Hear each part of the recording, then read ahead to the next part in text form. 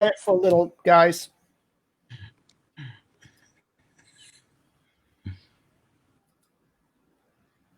Hello, folks. Welcome to the 7th edition of the Social Distancing Jazz Show. My three guests today are Frank Basile, Grant Stewart, and Chris Byars.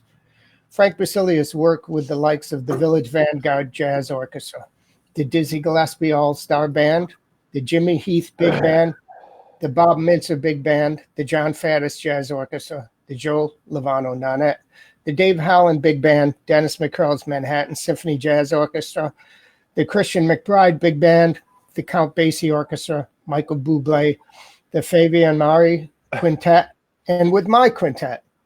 Frank was born in Illinois and raised in Nebraska. After 4 years on clarinet and alto saxophone, he made a permanent switch to the baritone saxophone, thank God. Frank's parents encouraged to continue it in music, and he enrolled in the University of North Texas to study music. After graduating with honors and a bachelor's degree in jazz studies from UNT, Frank moved to New York in 2001 as a selected member of the first jazz studies program at the Juilliard School. Frank has served as an adjunct faculty member at the New School and has held lessons or master classes at the New York University, the Eastman School of Music in my hometown of Rochester, Temple University, the University of North Carolina at Greensboro, SUNY Purchase, the University of Nebraska, and with the New York Youth Symphony Jazz Orchestra. In addition to all this, Frank leads his own quartet, quintet, and sextet and has released 3 recordings as a leader, and he performs at many of New York's jazz clubs. Grant Stewart was born in Toronto, Ontario in 1971. His father was a part-time jazz guitarist. At age 10, Grant played the alto sax, emulating Charlie Parker, Hawkins, and Wardell Gray, playing solos that he had been transcribed by his father. Grant has performed with such artists as Pat LaBarbera, Bob Mover, Peter Washington, Brad Meldau, John Swana, Joe Magnarelli, Dave Hazeltine, Eric Alexander, Jimmy Cobb, Harold Mayburn, Louis Hayes, and Curtis Fuller, Tardo Hammer, and Peter Bernstein, as he moved to New York when he was 19. Many of the aforementioned have actually worked in Grant's ensembles. His younger brother, Philip, has been a drummer in his band since 2005. Grant regularly performs at Mesro Jazz Club, Smalls, and the 11th Street Bar, and has several recordings out on the Crisscross, Sharp 9, and Live at Smalls recording labels. Seller Live. Chris Byars is an award-winning saxophonist, composer, arranger, conductor, and educator affiliated with the New School and also teaches privately. Chris has performed at the Village Vanguard, Dizzy's Club Coca-Cola, Birdland, Smalls, Mesro, the Jazz Gallery, and Iridian. Chris is an innovative and prolific composer, writing for ensembles from trio to orchestra.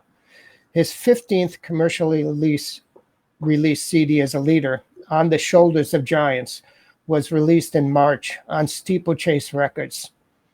A frequent guest, arranger conductor for the WDR Big Band of Cologne, Germany. He was the musical director for Tribute to Bud Powell, starring guitarist Pasquale Grasso, in April 2019, and is scheduled to write a large-scale work in tribute to Charlie Parker's centennial to be premiered by the NDR Band in Hamburg, Germany in August 2020. That may be moved, seen to unforeseen circumstances. Hold on one moment while I bring these gentlemen onto the screen. Hey, everybody. Hello. Hey, Grant, could you fix? Thank you. Perfect. My first question I'd like to direct to Chris, because I had the privilege of playing in your octet for years.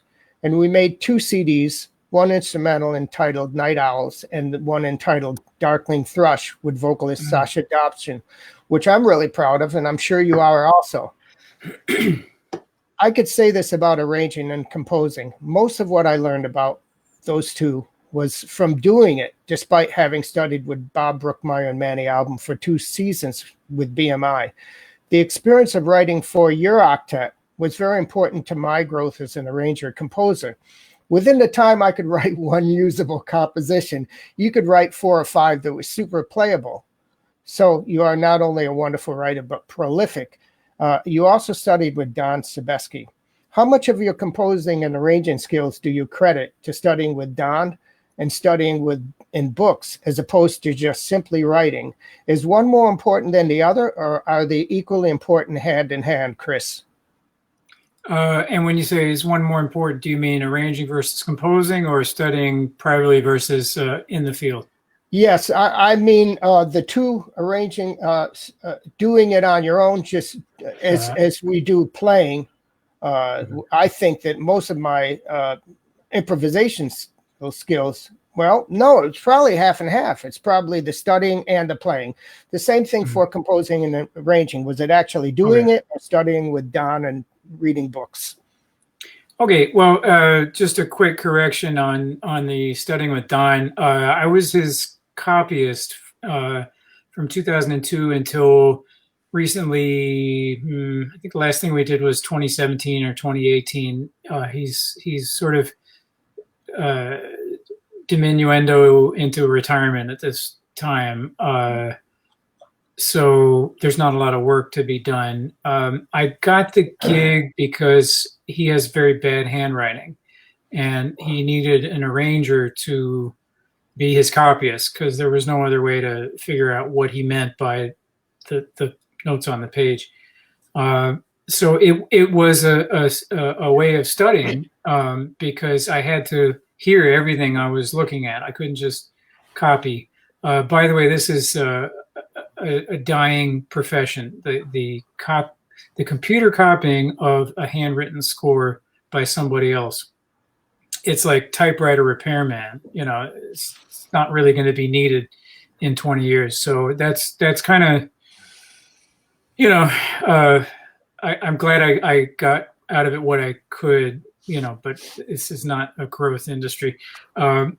Don has a certain sound that he always gets. And so no matter how scrawly the handwriting, I would just say, well, what did he mean? And sometimes it would be like a Sudoku where I would just guess. And then later on, 32 bars later, I would figure out, oh, that's what he meant back there. Let me fix it. But to answer your question about, the nature of how do you grow? So if you have education available to you, you should take it because it can save you time. And with arranging, it's not just your time you're saving; it's a lot of other people too that have to help you play the thing, right? We rarely play an arrangement on our own, so why not help them?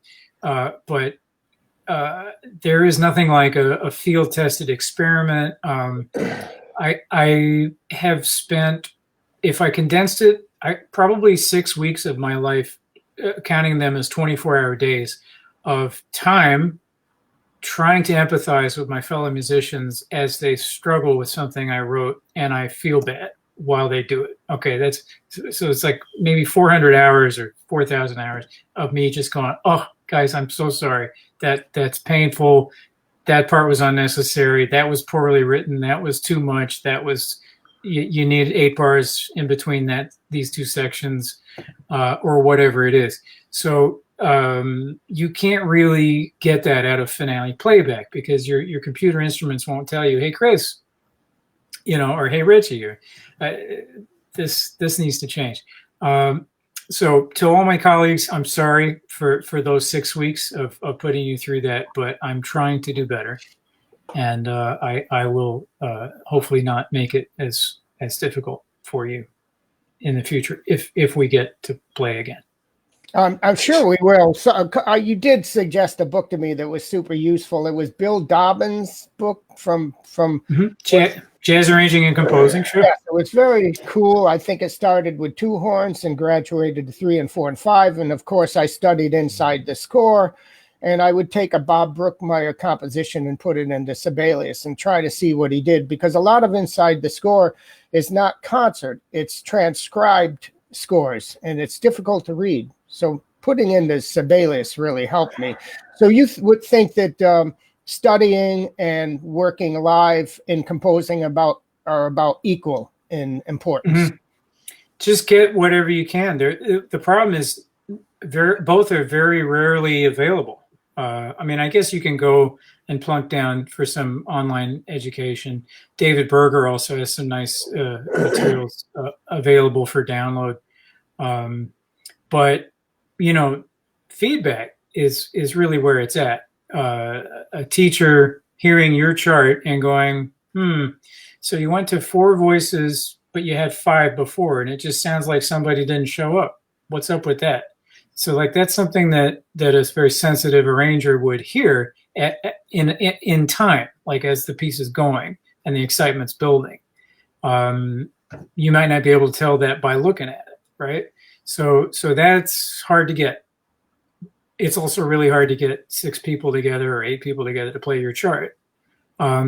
So anyway, I feel like I've said too much, but just really briefly, folks, if you are out there inflicting your charts on your fellow colleagues, please try to learn from it as much as you can. Record it, but be very present for it. Try to empathize with them as they play. Try to approach this from 2 points of view. Approach it from somebody who wants to play your chart and who wants to love it. And try to imagine somebody that maybe doesn't want to play your chart and isn't inclined to love it, and how can you win them over? Because then it's going to be a really good chart.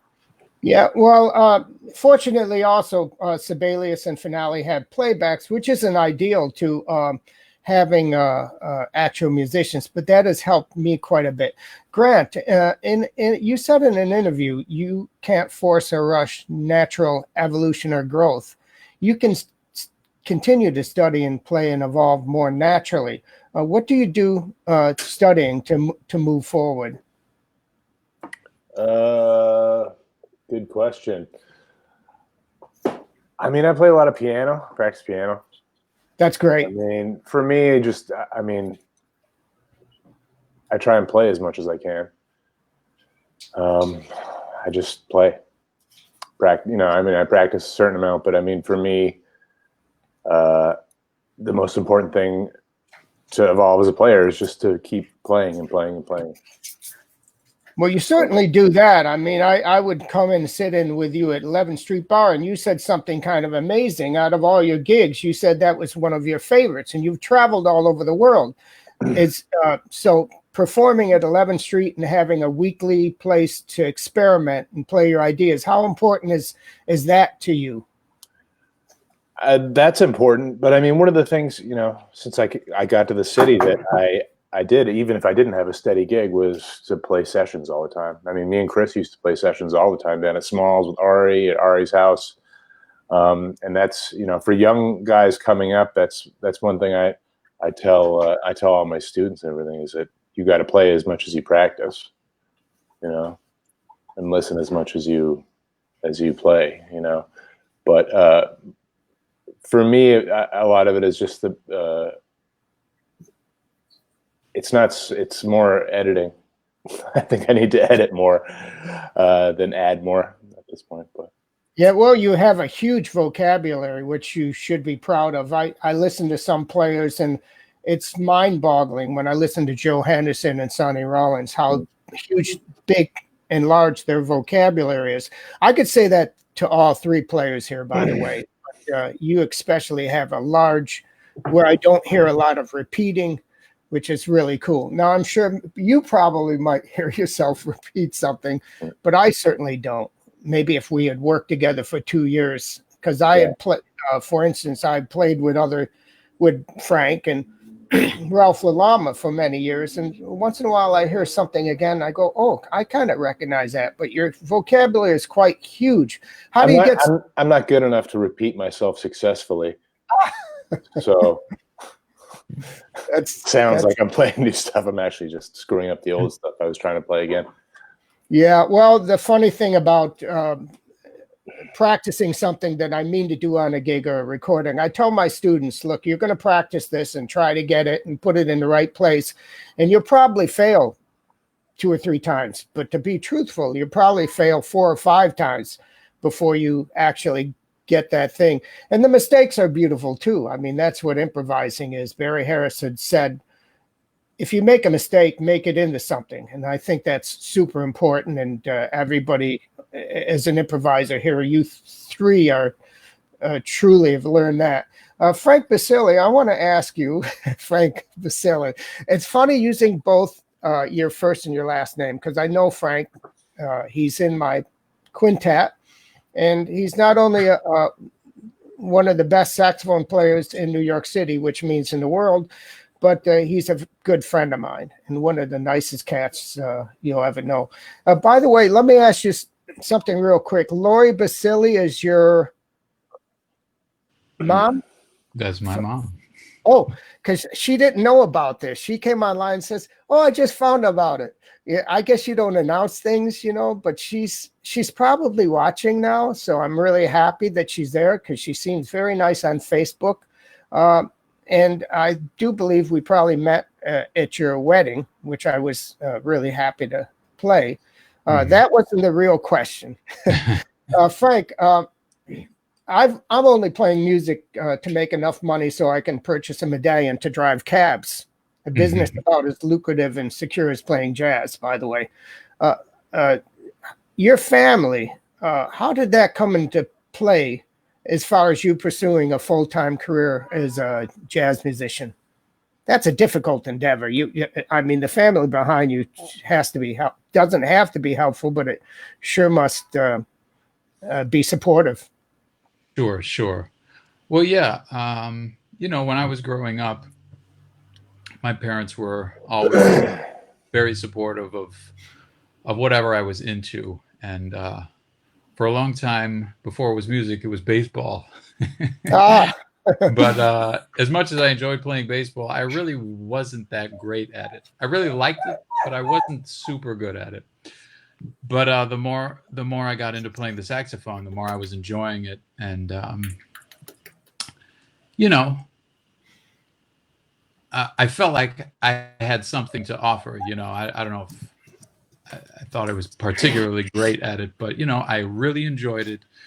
And so, yeah, it's really important to have, I'm very lucky to have had support from the get-go from my family. And like you said, it's not a very lucrative way of life or stable way of life, but the payoff is, you know, that you get to do what you enjoy. And I think, as any of you can attest to, that's what really keeps us going, is the love of the music, and kind of the just the pursuit of trying to get better. And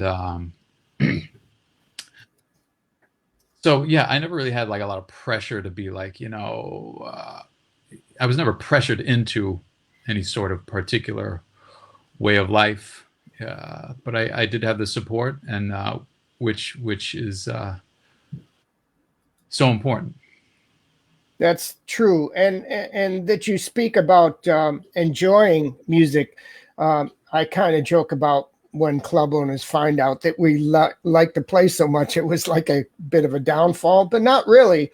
The pay in New York has actually gone up in some of the clubs I work in, which is good. And the jazz clubs, at least the ones I work at, seem to treat me fairly. We're paid okay.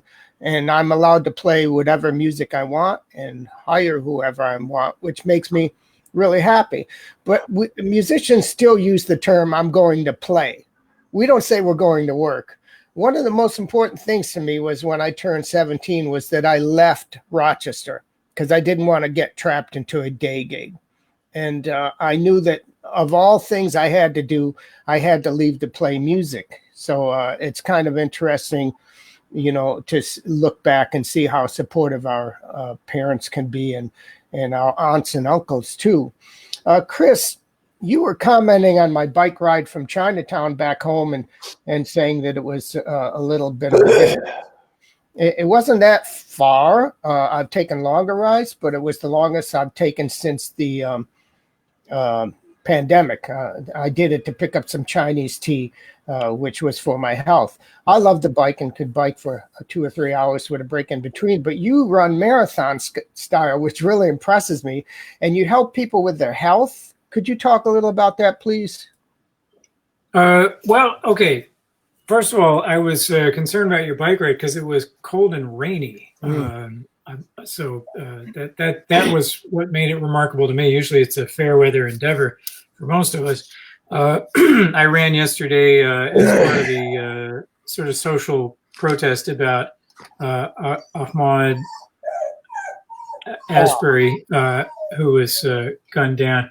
That's my dog who wants to get out. Come on, Sassy. Come here. Say hi to everybody. Come on.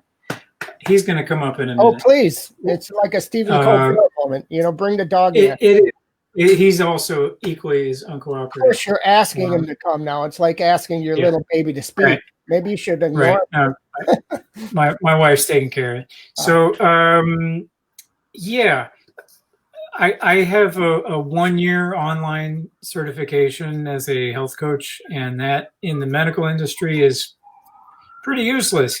I'm not qualified to really give any significant medical advice because people have to train minimum, 4 years to get. I guess you can do a 3-year program for registered dietitian and nutritionist, this kind of thing. So if you go through 3 years of hell to get the right to do that, and then somebody's doing it after 1 year, you have the right to complain and maybe get them thrown in jail or something. So I basically function to tell people, look, read this. You go read this, instead of me telling them this is how it is. And as far as my own pursuits, I'm trying to fight the aging process a little bit, but it's catching up with me. I seem to be getting a little slower. But I did complete my 3rd marathon. That was the fastest one last November. So the long races are getting faster, but the shorter races I can't quite gun it out like I could in 2016. And how many miles are the long races? Well, a marathon is 26.2 miles. I'm not sure I could bike that far, so I'm impressed. Well, thank you, Richie. You chip away at it, and you train for minimum 16 weeks. And actually, I want to just say that Grant was the person that got me started running in 1992 when we briefly shared an apartment for a month. And he would say, well, Chris, you got to get your shorts on. We got to go out, man. I don't know what you're doing here. You can't sit around. Come on, man. And so we went running in Riverside Park. So I always remember that, Grant. So thank you for doing that. There was another person I remember running, Andy Fusco, when I was out with Buddy Rich's band. And Andy would walk out to a pier, take a cigarette out of his mouth, throw it on the ground, crush it with his foot, like twist style, and then go off running. Any news on it opens up the lungs. Yeah. And Andy has been suffering with the coronavirus. I haven't heard the latest, but we all pray and hope he's doing well. Grant, your saxophone teacher, Pete Schofield, hired you on gigs at the age of 14. I think that's correct. Yeah. I was playing gigs in a very rough neighborhood at the age of 15, and one club owner said to me, if you're not 18, I'll break your arm. Somehow I mumbled out that I was of age. I also remember seeing Dizzy Gillespie play at a club called Mr. Wonderful's in my hometown of Rochester when a bullet came through the window, and everybody hit the floor except me because I thought it was a rim shot from the drummer, and remained seated until my brother dragged me down from the floor. Did they have different labor laws in Canada, or could you legally work at the age of 14 in Toronto? You could legally work at the age of 14, but you had to be armed. Wow. No. And I suppose you were armed either with a rifle. I was armed with a cigarette and a beer, I think. That's a good way to be armed. And what is it like working at that age? I remember working at 15 or so, and to me it was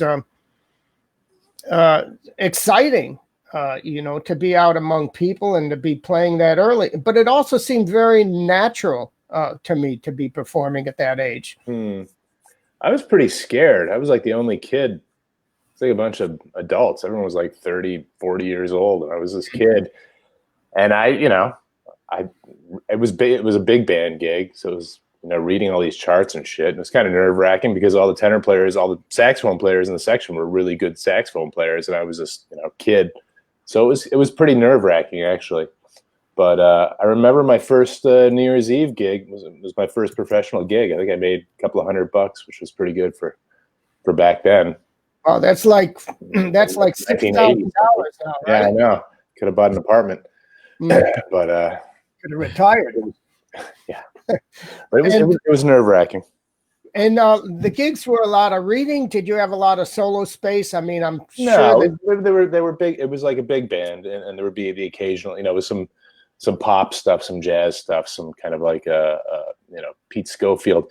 Actually, Pete Schofield and the Canadians was the name of the band, and the wrestler John Cena took one of his a hit he had on one of his records and used it as his theme song in the WWF. Hey, he got resids for that. My 15 seconds of fame. I wasn't on the recording actually, but yeah, it was a lot of stuff. The occasional little solo, but it was doubling. It was. I mean, he was a great saxophone teacher, and he really gave me a good bass. Starting improvising and as far as just overall general musicality went. And that you could work at 14 in Toronto. Was that wasn't just music? Was that like other kind of occupations? I don't know. I mean, I was an airline pilot when I was like 13 for a couple of years, so maybe I don't know. I think they have the same labor laws as here. I just don't think they didn't ask. I mean, a lot of it was like weddings, don't ask, don't tell, and concerts and stuff like that. So we weren't playing in bars, but I did play in bars later on, and before I was of age for sure. Cool. But, I never had any problems. Yeah, I do remember a couple of bar fights and throwing chairs and stuff. I did grow up in a pretty tough neighborhoods, but it was exciting, and I loved playing with other people. Me and my brother Johnny were playing in a group. It was I grew up in an all-black neighborhood, so one of the bands I was in, it was actually called the Black and White Affair, which isn't the hippest name in the world, but I played with other bands that we played soul music, Motown music, James Brown, Otis Redding. Just beautiful hip music, and my writing wasn't that good. I would take a scrap of paper and write out 8 bars of like the something from the Impressions or something that I had to do and memorize it. But it was really a great experience to not do club dates at that age, to actually be playing gigs like you did. Because the guys with Buddy Rich, a lot of the guys, they had said, "Oh yeah, I played with lots of bands. I did this club date and blah blah blah." I remember Ralph LaLama telling one of the guys, "Club dates, you call that music?" And he made the guy almost cry. We had to go and apologize to him the next day, because we had hurt his feelings. So to actually do gigs at 14, 15 years of age, I think that's really super and a great musical experience. By the way, if anybody has something important to say, or unimportant to say, or wants to break in, or has a question for someone else, or if you made notes about something I didn't cover, feel free. The only reason I'm a moderator is because I'm really good at Mac stuff, and I welcome you guys to break in, and if you have something to say. Anyways, to move on, I wanted to talk to Frank about my Pepper Adams experience. My original drummer in my first quartet was a fella named Ron Marabudo. Ron currently lives in Oakland, and when I go there, I get to play with him and Keith Saunders, who's a really fine pianist. Ron was also the drummer with Pepper Adams for several years, and I used to go see Pepper Adams, and he would always ask me if I had my horn, which was like, I'm like a kid and being given a toy that I really wanted. I always did. And I loved playing with Pepper. Did you ever meet Pepper in person, and how has he influenced your saxophone playing, Frank? Well, I'm not quite of the age to have been able to meet him. So I was born in 1978, and Pepper Adams passed away in 1986. So I would have been 8 years old when he passed away, and I don't even think I started playing the saxophone by that time. So certainly never met him. However, You meet him later. Say it again. I said you'll meet him later. Yeah. So the one thing that I could say though, so in 1982, February 1982, I would have been 3+ years old, going on 4, and Pepper Adams was actually on the television broadcast of the Grammys, nationally televised. You might even be able to find it on YouTube. He played like a 1.5-minute version of My Shining Hour, like blistering fast. Wow. So my hypothesis, which might not be true, is if I was 3.5 at that time and my parents happened to be watching the Grammys at that time, possibly I may have seen Pepper Adams play in my lifetime. But again, I don't know if you can count that. But anyway, no, as far as, I would certainly say that once I heard, when I was young and first starting out and, trying to find what I was into. And I remember, the first time I heard Pepper Adams, something just kind of grabbed me about it, and I just really liked what I heard, and from there it just kind of snowballed into collecting all the records I could find with him on it, and of course transcribing solo after solo after solo, and that sort of thing. So yeah, it's like when you're young, so many things are thrown at you, and some things don't really stick, and other things do stick, and that was certainly one of the things that stuck pretty hard for me. Thanks, Frank. By the way, I am getting the public announcements on Facebook, and Jim Coleman says extremely interesting. My friend Peter Ruse, who I met through the Sibelius help site, says cheers, Richie. Tauto Hammer says doggy, meaning Chris, he wants you to bring your dog in. Fabian Marie, if I'm pronouncing that right, Marie or Mary, Fabian. Wonderful trumpet player. Hey guys, amazing. Frank Basile is on Facebook. Let me just say, I'm on Facebook just for this. After this interview, I'm deleting my page. Because with you and Ari, and then if we got Mosca, I figure Zuckerberg could shut the whole. I don't want anything to do with it. I'm making pages for all you guys, and I'm going to run them. Okay. So Fabian says, amazing. Frank Basile on Facebook. Luca Satiano goes, yo, all the badasses. Thank you, Luca. And Keith Saunders says, let me tell you something, which is a copy of The Hater, Keith Saunders. Luca Santaniello goes, Paisano Basale, Me Too, born in 1978. Tauto Hammer, I got to make sure these aren't super filthy before I read them. Tauto Hammer says, if I stop mid-sentence, that's what's going on. Hey, Keith, from Carter, Tauto Hammer, keep it down. I'm trying to listen to these guys.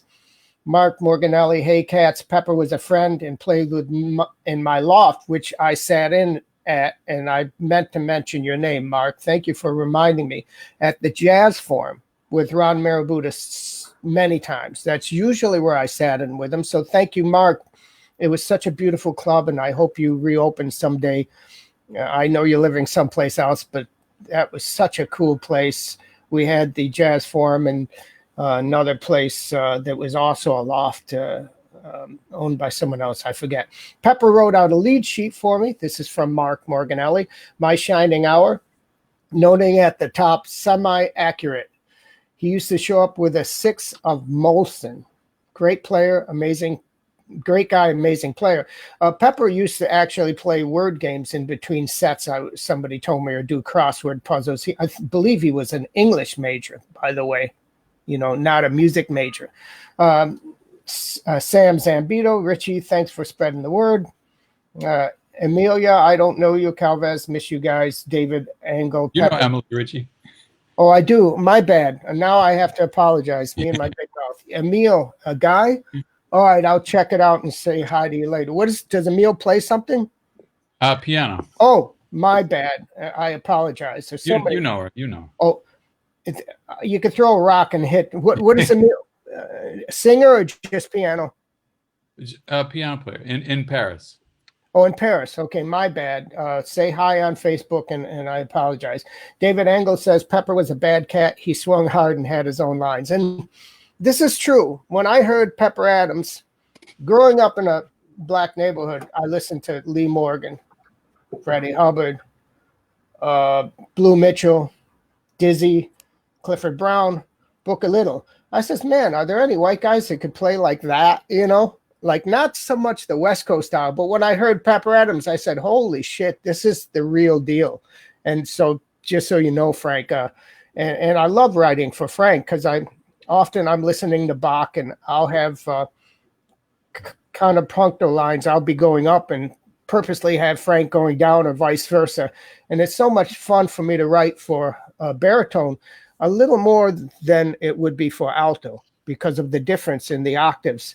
And thank you, folks, for coming on public. And I'm so happy that I could read these and get them live, your responses. My next question is to Chris. And Chris, you were a child opera artist, which I didn't know about until recently, and had somewhere between 500 to 1,000 times performances in chorus roles in Carmen, La Boheme, Tosca, Hansel and Gretel, and other operas as a child. You also played the title role of the Spellbound Child, the Ravel operetta, turned into public television special by George Balanchine for a series that was called Dance in America. I think I had read something about Grant Stewart saying, you were the Spellbound Child. Do you ever want to sing on your gigs today, Chris? Well, thanks for mentioning that. And yes, I had a career as an opera singer from age 6 to, I think it was 13 or 14 when things got wobbly in that upper register. I don't remember how many shows I did, but there were weeks where I would have 4 or 5 shows, get home at 11:30 and get up the next morning or not, because we had rehearsal and I would just miss school. Pretty much everyone in school hated me because I kept missing school to be on stage. The operas have parts for kids, and you can get a woman in the chorus to play them, or if you are a serious opera company like the Metropolitan Opera or the New York City Opera, you get kids and ruin their education. So yeah, I was lucky to do that. I was exposed to the classical music world. I got to say, I was not really an overachieving musician on that front. I was pretty good. I had a good ear. My parents are classical musicians, so I heard what good music sounded like, but I was more interested in having fun and being a basic, goofball kid. When my voice changed, my dad said, "Well, Chris, try the saxophone. It won't change on you. It's going to stay in the same register." And then he gave me 2 records, Bird and Diz and Bird with Strings, and said, if you want to sound good, try to sound like this guy. So I really appreciate that because I'm still working on it. Not bad. It's a very high bar to hand to a 13-year-old. So yeah, singing now, I'll sing on some of the State Department tours that I do. It's a nice way to break up the presentation. We usually perform for about 60 or 70 minutes for audiences that very rarely are familiar with jazz. And every tune, you have to kind of vary your approach. If you did 8 tunes in a row that were the same in any way, you would lose them by the 3rd or 4th tune. So around tune number 4 or 5, I'm singing "Summertime" and teaching them the words to it. So Cool. I do get to sing, but I wouldn't say that's really like, singing like, some musicians do really, put the horn down and take up the mic. I'm not there. No, So thanks. it's not That's something- hard. It's not something you would do at Smalls or Mesro, but it's something you do as you travel to help with the words and get the point across. Is that correct? Mm-hmm. I'd love to hear that, though. I'd love to. I'm sure you're a good singer. I'd love to hear you pitch in there and hear you emote. We're going to move on to, I have a question for Grant. Certainly the player makes the music, but still the instrument is important. If anyone wants to deny that, try playing your axe without the mouthpiece, and you'll see how important your equipment is, despite the stories of Lee Morgan or Chet Baker borrowing a horn for a recording. Grant, you get beautiful full sound from the tenor saxophone. I'm sure some of the fans out there are interested in what your setup and how you develop that sound. Long tones. I do those too. I mean, spent a lot of time doing long tones. Still, for a lot of years. Yeah, when I do practice, I do long tones. I mean, kind of a maintenance thing, but for a lot of years, I just did a lot of long tones. I focused a lot on sound. You said when you do practice, are there times when you're not practicing? Like I can't lay right off now. Well, that's I just realized today I haven't picked up my horn. But I tell trumpet players for every day I lay off, it takes me 2 more days. I know. Trumpet's a different thing. But, I mean, will you go during this coronavirus times? Will you go through 2 or 3 days without practicing? Yeah. Really? Wow. Mm-hmm. Well, it doesn't. Sorry, just being honest. Sorry, kids. But still, land. How long does it take for you to lay off on the saxophone when you start to feel you pick it up in it and you start to lose some of the tone? An hour or 3 days? I don't know. I mean, I've had periods where I've had to lay off for a little while longer, and kind of feels the same. I mean, we've all been playing our horns. I think saxophone's different than trumpet. Trumpet's like it's brutal. You can't lay off a day. And I wouldn't say I don't know. I'm not speaking for everyone, but I'm just saying that Chris, are you with me on this? I mean, yeah, you have a lot more leeway on saxophone, and it's also kind of like you've been doing it for so many years. It's not like you're going to forget how to do it from not picking up the horn for a few days. For me, anyways. And I mean, I'm always doing music.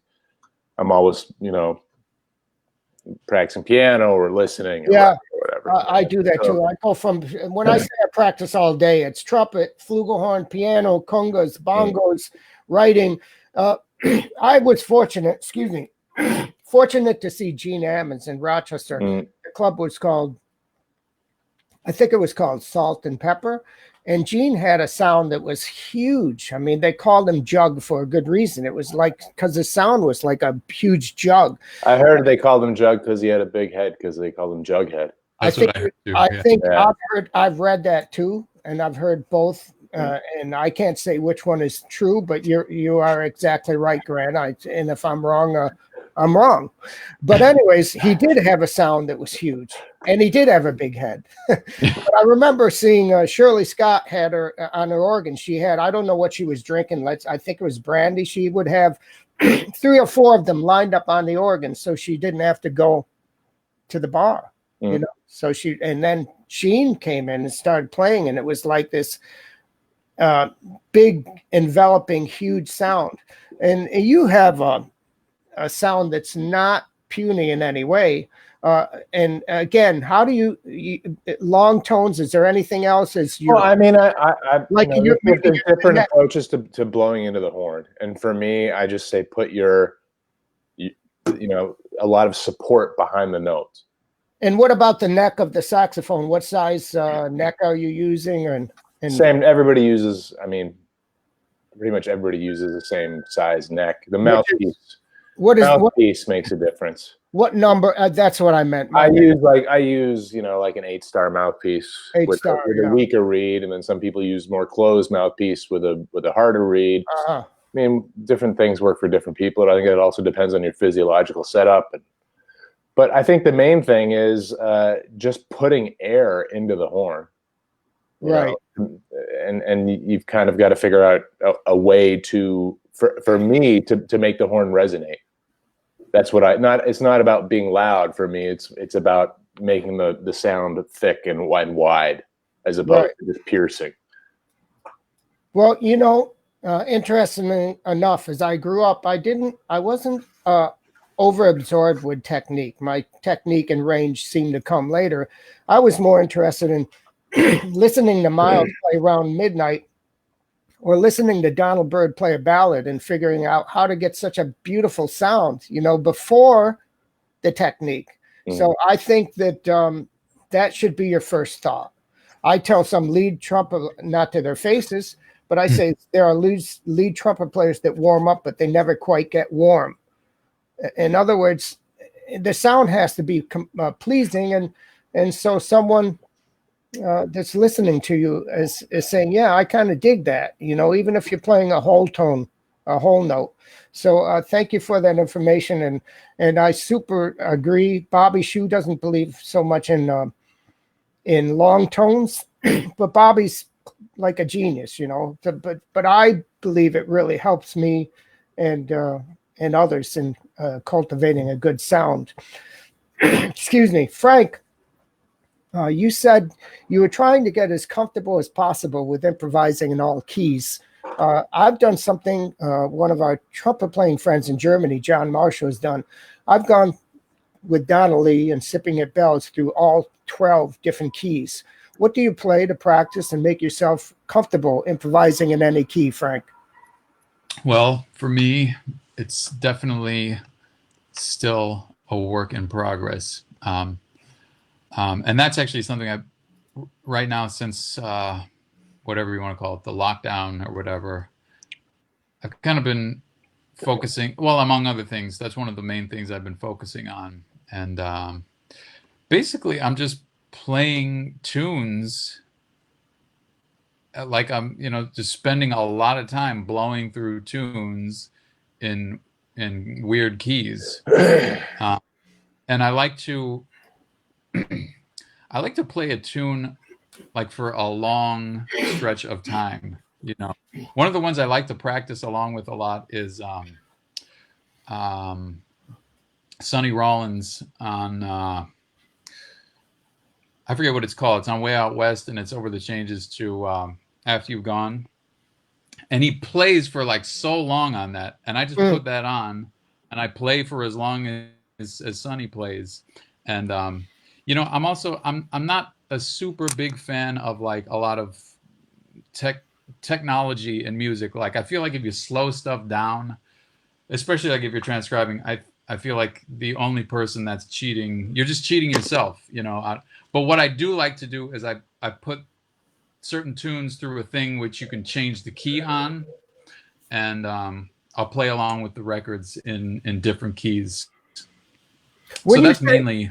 When you say you're not a fan of technology, do you mean things that could slow down the song so it's easier to transcribe? Right, yeah. Mm-hmm. Well, I use that too much, but go ahead. I'm Frank. No, I was basically done. But as far as that goes, like, yeah, I mean, it's great we have all this technology at our fingertips, but I think you need to, know how to use it.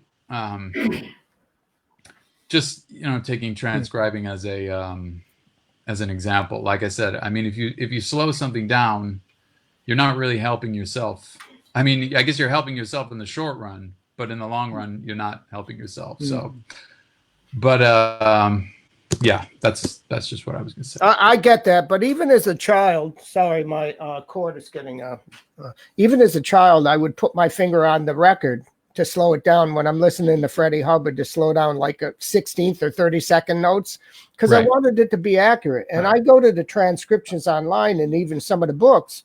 And if I do slow it down there's an app I use called Amazing Slow Downer.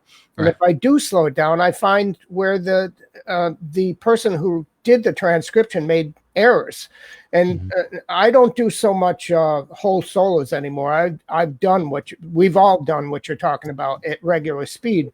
But now I'm kind of interested in, wow, this 4 bars, this 8 bars that Woody Shaw played freaks me out, or Tom Harold. Let me see what that was. So I often, just for expediency's sake, because I want to learn and try to take this line and change it and make it mine. For the sake of expediency, I'll use, I don't think of it as cheating, but I'm more trying to get to the essence of the line so I could change it and make it my own. But I agree with what you're talking about with students, Frank. That's a very good thing to learn and to do transcriptions. Chris, my former piano player in my quintet was Niall de Giuliarso. And we've done a couple of social distancing jam sessions that I pushed up on Facebook, which Niall played on beautifully. I would record something and send it to Jakarta, Indonesia, and he would put piano over it and send it back to me, and then I'd put it in Final Cut Pro and put it all together. When I found out that Niall was of the Muslim faith, I wasn't surprised. And neither was I surprised that he was one of the most Jesus-like people I had ever met. And folks, before I get all those nasty emails, let me say that I didn't mean that in a blasphemous way, but in the way my friend conducts his life, neither judging nor blaming anyone, friend or foe. He's gracious, he gives of his time, loves his family and his wife, prays, and seems to live a forgiving way of life. In fact, this is much more Christian than many people who say they're a Christian. And he plays a hell of a piano. But to get to my point, I'd like you to talk about the music of Gigi Grice, who was also a musician of the Muslim faith, the music that you performed, but via the fact that the U.S. State Department has sent your quartet on several tours to Muslim companies that are flashpoints for anti-American sentiment. By playing jazz for their audiences, as did Louis Armstrong, we show a side of our world that is friendly and tolerant and bridges the animosity between religions that basically stand for the same thing, brotherhood and love of your fellow man. You've traveled to Saudi Arabia, Kuwait, Syria, Jordan, and Pakistan, performing such Gigi Grice compositions as Baba's Blues, Evening in Casablanca, and Bashir's Dream, which have incorporated the sounds of the Arabic culture, the twisting melodies, open harmonies, and rhythms that are so accessible to Muslim audiences. How were you received as a performing artist representing the American culture in Muslim countries? Wow, that was quite a lead-in, Richie. Everything is on a gradient. Nothing is easily explained or understood. People do not fit squarely in a category. There are borders of all categories, and we're all closer or further away from those borders. So it's hard to generalize, but I can talk about my personal experiences because that actually happened. So first of all, a quick anecdote. Gigi Grice, also known as Bashir Qasim, Qusim, was a great saxophonist, composer, arranger, came up in the post-bop era, and later dedicated his life to public school education. His last 20 years was a great, accomplished public school teacher, to the point where they named the school after him after he died. They renamed it the Gigi Grice School. And I had the pleasure of working with Noel Cohen, who wrote his biography called Rat Race Blues. I co-wrote with Mike Fitzgerald on a presentation that we did his music to the community. We played the music at his school, and we did incorporate it into our State Department tour of the Middle East. So the quick anecdote was Danny Bank, great baritone saxophone player who had a huge sound like Frank Basile, and nice Jewish boy, I believe, from Brooklyn, gets a phone call while he's out. His mother answers the phone, says, you want to hear from my son? Okay, who is it? Okay, I'll tell him. So Danny comes home and says, Mom, what's happening? Well, you got a phone call. Who from? This guy named Jesus Christ wants you to come for a rehearsal. Okay, so that's the funny anecdote. I did perform. Okay, look, when you're in the Middle East, few people take religion as seriously as Muslims take Islam, and so when you have a non-Muslim telling Muslims about anything to do with Islam, you better be super careful. And this was on like U.S. Embassy funding, and like it was walking a tightrope the whole time, and I had to keep it to music specifically, okay, and musical elements, maybe a little cultural history in there, but I do believe that listeners to music listen with many different parts of their personality, and one of them is, okay, tell me why I should like this. Give me an objective reason, like the way you would pick out a movie. You look at the thumbnail or the customer reviews, how many stars it got. And for this kind of listening, people in the Middle East would say, okay, well, he's going to present music that's by one of us, from his world. Let's give it a chance. Maybe they wouldn't have given it a chance if I had said, okay, here's my music. Here's what I did. And we got through to them to some degree. Thankfully, Gigi did incorporate a lot of common elements, a lot of, for example, ostinato vamp. Like in the 3/2 clave, he would do just the 3-part over and over again, which is a very Arabic sound. He would do a thing like Art Blakey would play basically a Latin beat, but with a swing feel, which has an Arabic kind of feel. They have a kind of a swing that they have in their music.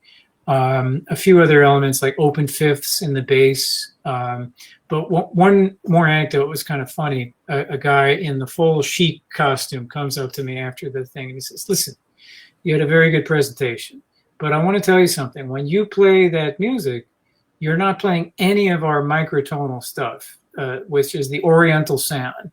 And so it just doesn't, like, you could tell me it's our music, but until you're hitting those microtones, you ain't got it. That's kind of interesting, because when I played in Japan, I had gone there about 5 times. They teamed me up with a shakuhachi player, which I was really proud of, and I think that helps. Are there any songs, like you mentioned Summertime, that seem to get through to audiences universally? Any songs that you could rely on, including Summertime? Was that helpful in any way? Well, that's the most well-known song. You can take a song, I think the second most well-known song, or perhaps tied for first, is Happy Birthday. You can play a jazz version of Happy Birthday and everyone gets it. Then you got What a Wonderful World, pretty well-known. So that's another way people listen. Do I know this song? Do I like this song? Did I fall in love with my first girlfriend hearing this song?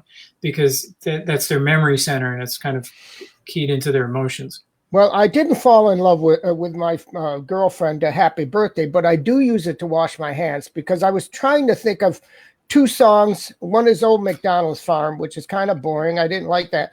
But when I wash my hands, I use Happy Birthday, because like every day is my birthday, which is like really cool.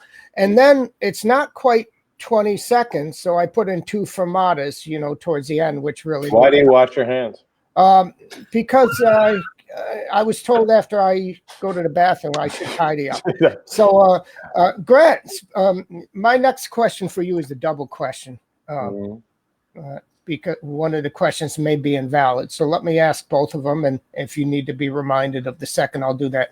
You had studied with Barry Harris in the Jazz Cultural Theater, as I did. But you may have mentioned that you studied with Donald Byrd. And if that is correct, I was wondering what that was like. And secondly, Barry Harris had said in an interview, I am jazz, which is hardly an overstatement. I mean, Barry is genius.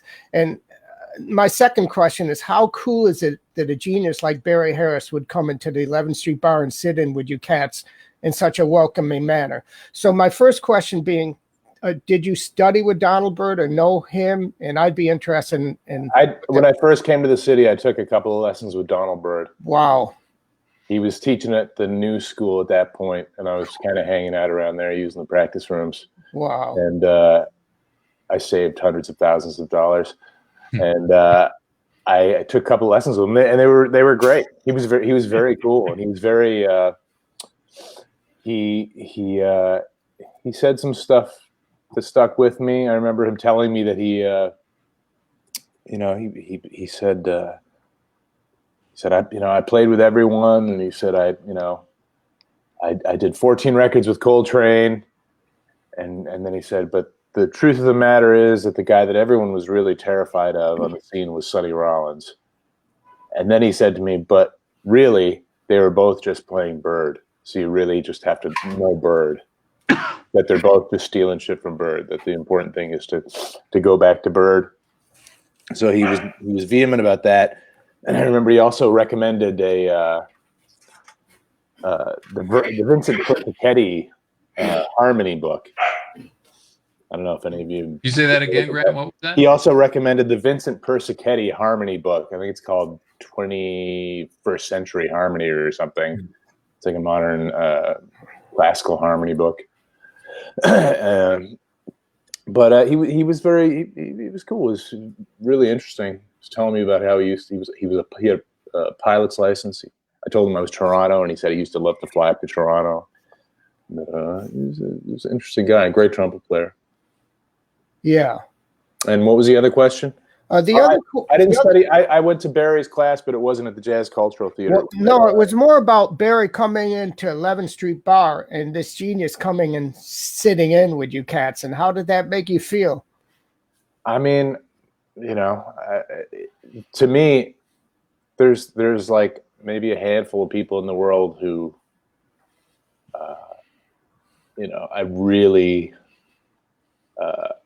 I'm really self-conscious playing in front of. And Barry is one of them, and so yeah. And I mean, he's one of my idols, and he's one of the very last living legends and connections and great and of the greats that's still around. So having him come down there every week is such an incredible.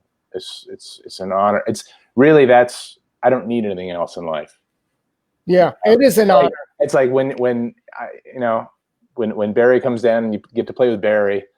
It's kind of like, life is complete. Yeah. I don't want anything, it's because it's such an honor, and he's such an incredible pianist and such an inspiration at his age. I mean, he's still hanging hard, and still going, most people, 20 years younger than him aren't going out are in bed by 8, and he's hanging down at the 11th Street Bar. So it's a great feeling, and I'm really glad that the last few years he's been making it down and hanging out, and I've had a chance to play with him more. Yeah, I mean, it gives me hope to see cats like Barry, because we always want to see an example of what could happen as we age. And there's a perfect example of somebody who plays wonderfully and is teaching and being active. And I start to think, well, trumpet's really hard. And then I look at cats like Bobby Shue and Randy Brecker, and I say, you know what? I could continue doing this. Yeah. And Barry is certainly but he will not give up. I mean, he's an amazing inspiration just because he won't give up. And I remember when he had a stroke back when was that? It was in the 90s. He had a really bad stroke, and everybody thought, well, this might be it. But he bounced back and was playing again, and I've heard him say, that because at his age you see everyone start to go. And he says they gave up. He says, I'm not giving up. And he keeps coming back, and it's an amazing source of inspiration to see him still practicing and still learning and still playing. True. A quick story about Barry. When Barry got back from Italy, I went to visit him in the hospital, and Barry, took his hand and held his hand. And he said, I'm really proud of you. And I'm thinking, I almost broke out in tears. I was almost in tears, and I'm thinking, I'm a grown-ass man. I just turned 65 in September, and here is Barry saying, I'm proud of you, and I'm almost in tears because of that. I mean, we choose our mentors and our friends and geniuses like Barry. They're chosen by us. So I think it's important to point out his relevance in our life. And that is the doggy. What is your doggy's name? Is it... Yeah, that's Sassafras, nickname Sassy. It's a beautiful doggy. Thank you. What kind of, is it a mix or a? He's a Pembroke Welsh Corgi. Oh, and he loves music. Well, you got to. What a beautiful doggy. Thank you. Frank, I have a question for you, which has to do with equipment. We delved into that. And I'm not sure if all of this is correct. You're using currently two baritones, a Selmer Super Balance Action baritone and a Selmer Mark 6 baritone. You're using a very old metal Berg Lausen mouthpiece and Rico Jazz Select 4 medium. Rico, not any longer. 3.5. Dario Reserve 3. Okay. It's good to know that we could switch. I switched mouthpieces and horns, and I'm kind of reluctant sometimes, and that really does help. And Bobby Shue said you should always be willing to try different horns. Why do you have two different baritone saxophones? Do you use them for different types of gigs, like working with a big band as opposed to a smaller group, or is one just your second horn? Or Yeah, no, I kind of use them interchangeably. I got the Mark 6 first. I got that when I was in college, so I've had that horn probably 20 years, a little more than 20 years. And then but I was always on the lookout for a super balance. I wanted to try one of those out, and they're very, very hard to find. And I found one maybe about 12-ish years ago. So I like them both. I prefer the super balance action, but I kind of try to play them both 50-50 because they're both great horns. So yeah, I use them interchangeably. I also don't take the super balance action out on the road, like when I travel. So it's good to have, that's another reason it's good to have two horns. It's just, I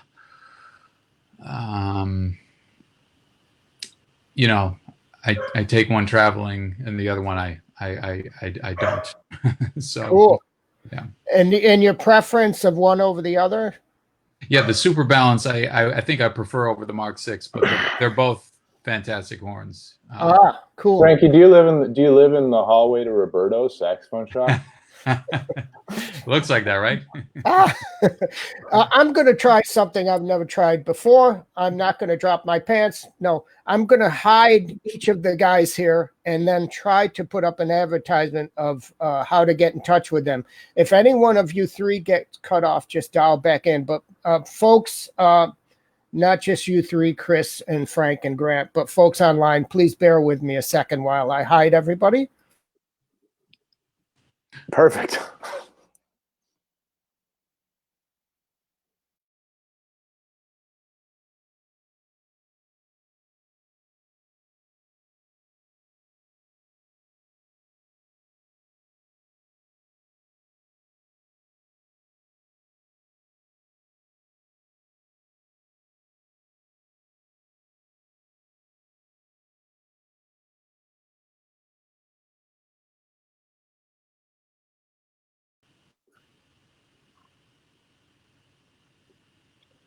The Brady Bunch. We're back. And we're back.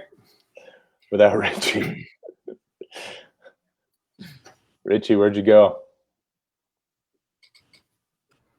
There I am. There it is. All right. So you saw that. The way to get in touch with Grant, I think the easiest way is if you saw the picture of Grant in black and white. When you type in Grant Stewart in Facebook, you'll see several Grant Stewarts. So look for that black and white picture, and you'll see, if you go there, you'll see plenty of stuff about music instead of truck driving, unless Grant drives truck too, which he may do. I'm not quite sure. Frank Basile prefers we go to frankbasile.com. FrankBasilemusic.com. Thank you, Frank. I was going to ask if that was correct. Thank you. And Chris Byars, could you give your email, please? Sure. Chris Byars Jazz at Gmail is fine. I have a website too, chrisbyars.com. Great. And Grant also has a website. And GrantStewartJazz.com. Cool. And I can't tell you, these are some of the best players ever. And guys, if I hire you, don't ask for a raise, but they are saxophone giants. we're about ready to wrap up. We've been on for an hour and 19 minutes, which is quite long for any of us, and longer than most jazz sets. In the next couple of weeks, I'm planning to having a guitar enclave, and after that, I hope to get together with comedians. The latter with comedians may be X-rated, so please keep your kids away if they're in between 3 and 31. I'd like to thank our fans out there, and we're dying to play for you live again, not literally, but we will wait until New York City reopens. Please, in the meantime, stay safe, stay inside, and save lives.